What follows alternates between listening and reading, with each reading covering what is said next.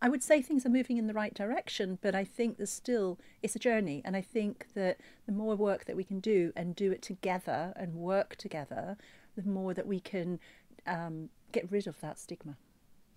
Mark, what results are you hoping to get from this? I'm hoping to get a picture of what the real scenario really is. I mean, that's one of the things, when we think about how difficult it is for some people to talk about the mental illness, I spend a lot of time with young people, and they don't seem to struggle. So there's a generational difference. It's the older people who really struggle, often because they know the consequences of divulging like a particular aspect of their personality, their well-being, whereas young people seem to just overshare. Oh, I'm going to go and see my therapist, or I've got depression right now, or I self-harm, and they quite happily show that out. Helen, it's difficult to quantify mental health. How do you measure good or bad mental health? Exactly. It means very different things to very different people. And as we touched on, as Mark was describing, that generational difference and that willingness and terminology to use. The older generation might be talking about, oh, it's a little bit of my nerves, or, anxiety, but they may use quite different terminology to describe their mental health and their mental ill health.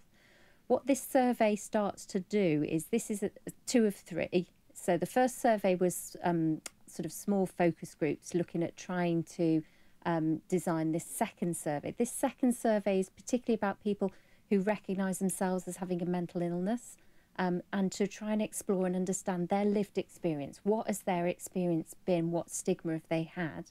The third stage is going to be a much broader population-wide survey that we're going to be doing for whether you've got a mental health problem or not, to contribute to that third stage of the survey, so that we can understand what it means here in the local context and what terminology we would use to enable us to then start addressing some of the stigma. Those that we would like to be able to reach are the ones that don't have as complex mental health.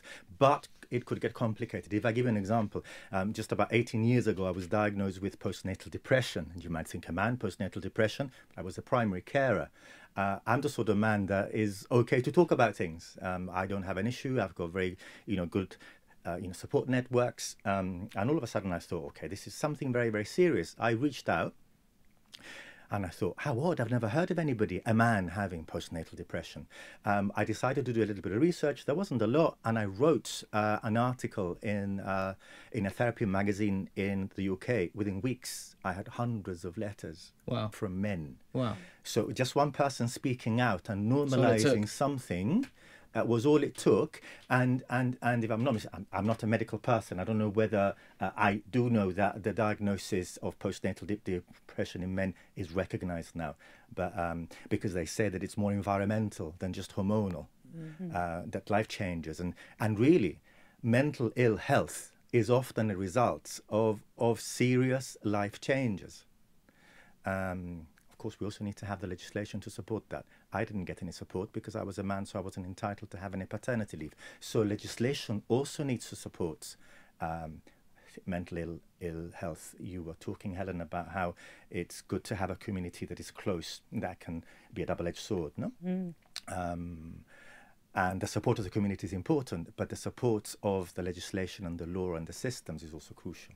Yeah, I mean, that's what drew us into this, is about the fact that it's all about lived experience. It's people who, the long term is that we do the surveys, we get the research, we find out what it is that we need to build the campaign around, and then you go out and you build the team of lived experience volunteers who then come and share how they felt, what their living with stigma was like, so that you reduce the stigma through the lived experience, because we know that that's so important.